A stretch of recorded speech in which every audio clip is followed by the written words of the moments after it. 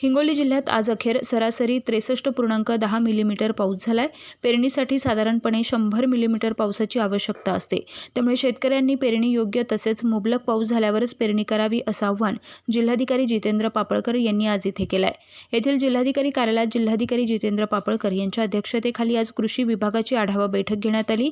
त्यावेळी ते बोलत होते। त्यावेळी जिल्हा अधीक्षक कृषी अधिकारी राजेंद्र कदम, कृषी विकास अधिकारी उत्तम वाघमारे, तोंडापूर कृषी विज्ञान केंद्राचे शास्त्रज्ञ अनिल ओळंबे, जिल्हा अग्रणी बँकेचे अमित नाकाडे, निखिल पांडे, कृषी विभागाचे नितीन घुगे, जिनिंग इंडस्ट्रीजचे प्रतिनिधी, बियाणे उत्पादक विक्री संघटनेचे प्रतिनिधी, कीटकनाशक उत्पादक विक्री संघटनेचे प्रतिनिधी आदी उपस्थित होते।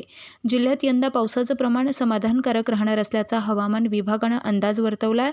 जिल्हाधिकारी जितेंद्र पापळकर यांनी ही माहिती दिली आहे। आगामी हंगामातील कापूस पिकावरील गुलाबी बोंडअळी नियंत्रणाच्या अनुषंगानं कापूस जिनिंग व प्रेसिंग मिल्समधील उपाययोजनांचा आढावा घेण्यासाठी जिल्हास्तरीय संनियंत्रण समितीची बैठक घेण्यात आली। आगामी हंगामात कापूस पिकावरील गुलाबी बोंडअळी नियंत्रणाच्या अनुषंगानं कापूस जिनिंग आणि प्रेसिंग मिल्सनी आवश्यक त्या उपाययोजना कराव्यात असे निर्देश जिल्हाधिकारी जितेंद्र पापळकर यांनी आढावा बैठकीत दिलेत।